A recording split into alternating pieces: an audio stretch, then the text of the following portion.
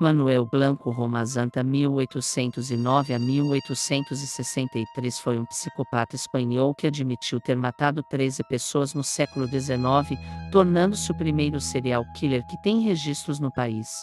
Condenado à pena de morte, sua sentença foi posteriormente comutada para prisão perpétua como o primeiro caso de licantropia clínica. Romazanta, depois de confessar seus crimes, disse que não era o culpado pelo que havia feito. Ele disse que foi vítima de uma maldição que o transformou em um lobo. Portanto, ele também era conhecido como o lobisomem de Alariz, o Sacamantecas ou Homem do Saco, esses dois últimos apelidos devido ao seu comércio. Manuel Blanco Romazanta, biografia do lobisomem de Alariz 1. Tudo começou com alguns desaparecimentos estranhos em Alariz, embora a princípio ninguém percebesse. Acontece que o modus operandi desse assassino se baseou no acompanhamento de mulheres que deixaram a cidade em busca de uma vida melhor. Romazanta se ofereceu como guia, porque ele não apenas conhecia as estradas, mas também garantiu que poderia encontrar trabalho para essas pessoas. Primeiros anos.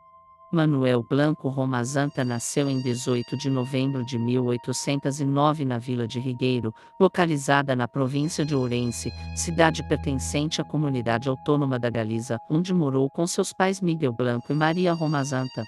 Uma curiosidade na vida desse assassino é que, em sua certidão de nascimento, ele aparece como Manuela Blanco Romazanta, já que a princípio eles pensavam que ela era uma garota.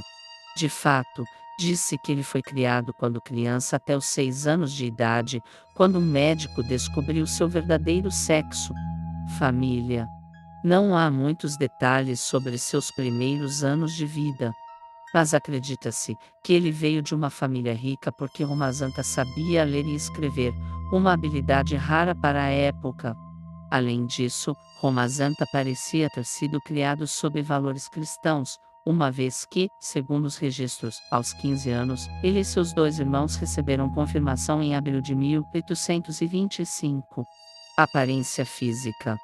Romazanta foi descrito como um garoto de aparência física normal, loiro e com traços carinhosos, segundo alguns historiadores. No entanto, disse que sua altura era inferior à média, sendo de apenas 1,37 metro. Quando criança, ele tinha agilidade mental e muita destreza manual, algo que pode ser deduzido pelos muitos negócios que aprendeu.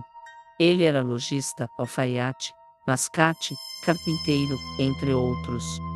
Foram essas habilidades que no futuro se tornaram seu modo de vida e as que abririam as portas para o terrível caminho que ele empreendera. Casamento.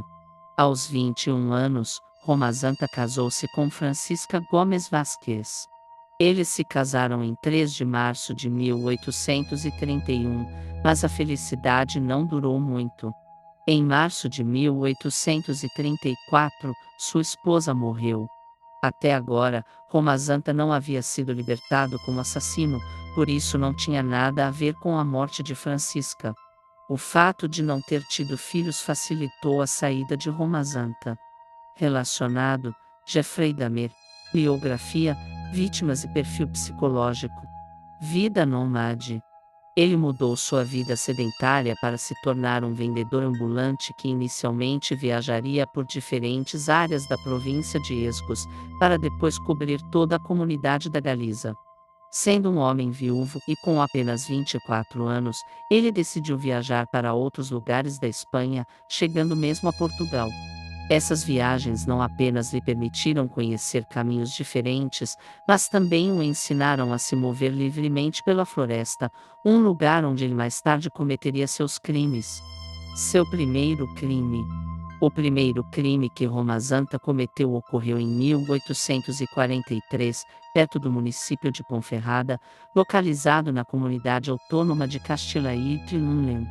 Era um xerife local. Dizia-se que ele foi apreendê-lo por uma dívida de R$ 600 com um comerciante. Depois dessa suposta reunião, o xerife apareceu morto. E por isso o culparam por assassinato.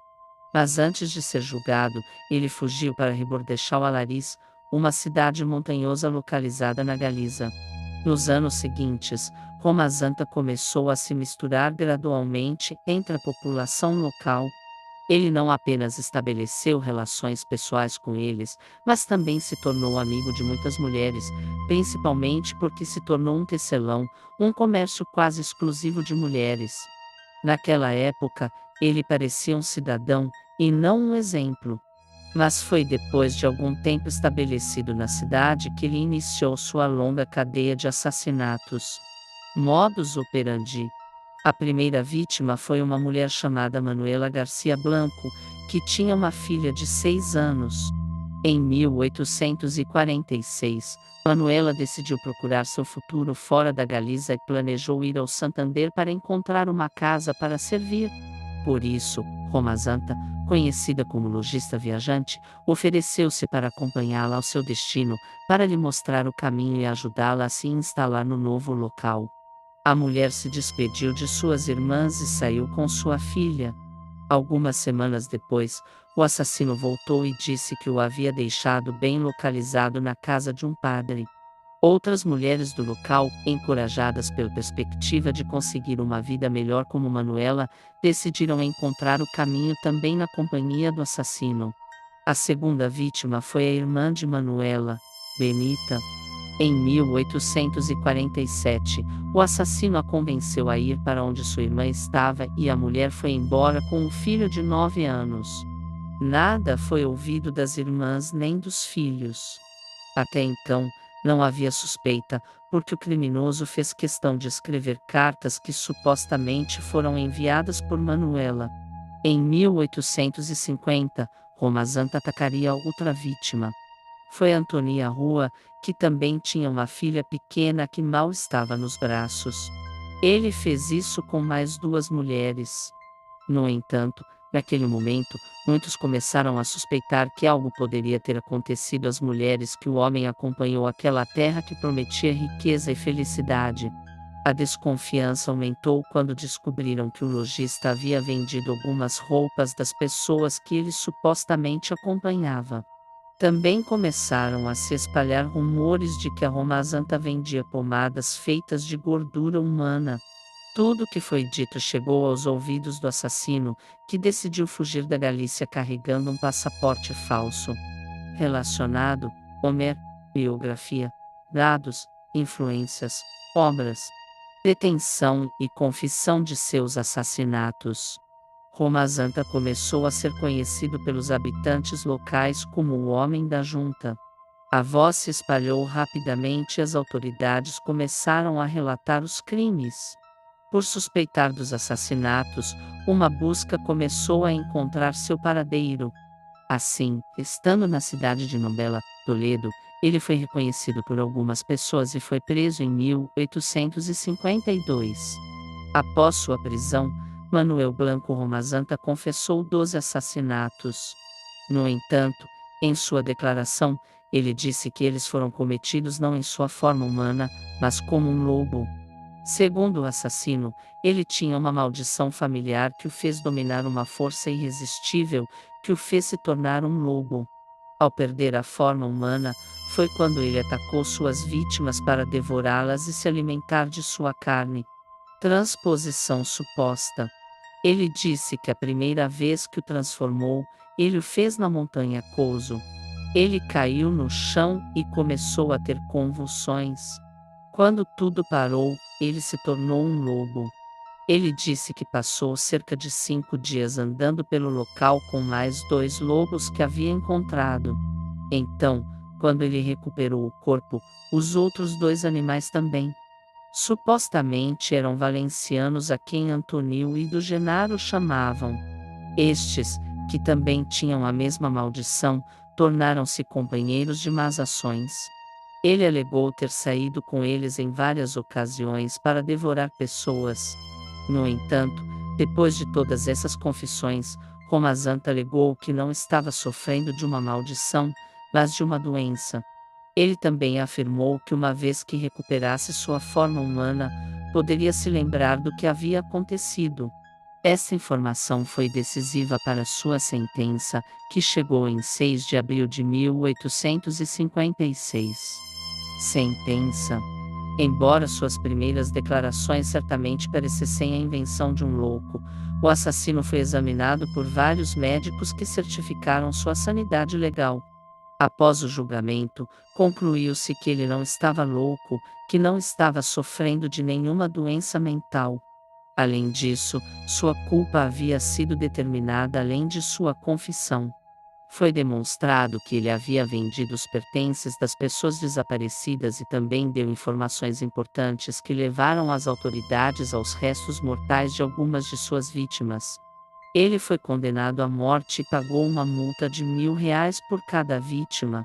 Redução de sentença. No entanto, o caso teve tanta atenção da mídia que um hipnotizador francês que acompanhava o caso decidiu enviar uma carta ao ministro da Graça e Justiça. Nesta comunicação, o especialista expressou dúvidas sobre a condição do assassino em relação a sofrer ou não licantropia. O homem disse que curou outras pessoas com hipnose e pediu para ser hipnotizado antes de ser executado.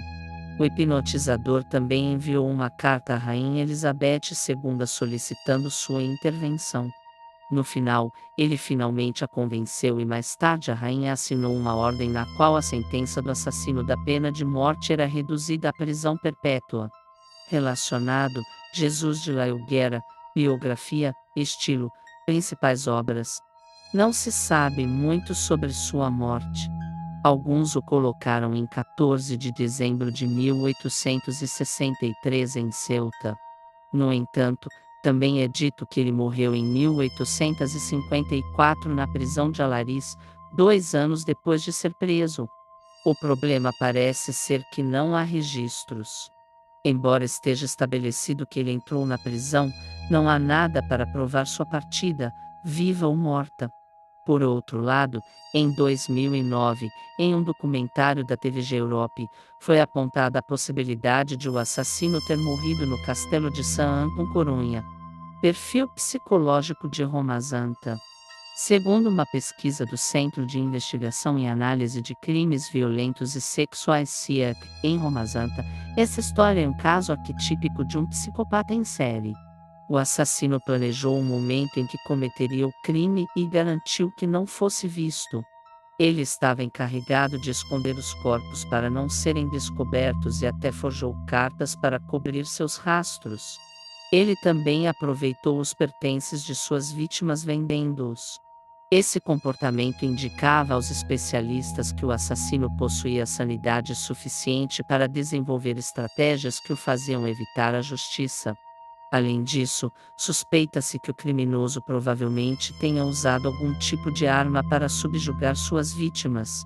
Isso ocorre porque, segundo os registros, o homem não tinha mais de 1,37 metro de estatura, o que significa que era difícil para ele subjugar demais as vítimas, especialmente alguns homens que, segundo sua confissão, foram assassinados.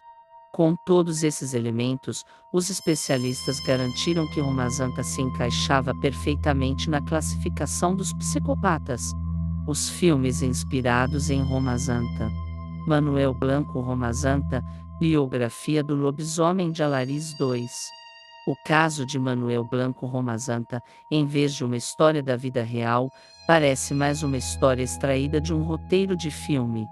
Tanto que, de fato, os crimes desse psicopata chegaram à tela grande com duas fitas, The Wolf Forest e Romazanta. A Caçada à Besta. A Floresta do Lobo é um filme de drama espanhol lançado em 1971. Escrito e dirigido por Pedro Olha e Juan Antonio Porto. O filme foi baseado no romance A Floresta dos Ansaines, escrito por Carlos Martínez Barbeituesta, que se concentra no caso de Manuel Blanco Romazanta e no mito de que era um licantropo. Romazanta. A Caça à Besta é um filme de terror de origem espanhola-italiana e britânica. Foi lançado em 2004 e dirigido por Paco Plaza. Este filme também é baseado em um romance, mas, neste caso, é o de Alfredo Conde. O enredo deste trabalho também se baseia na história verdadeira de Manuel Blanco Romazanta.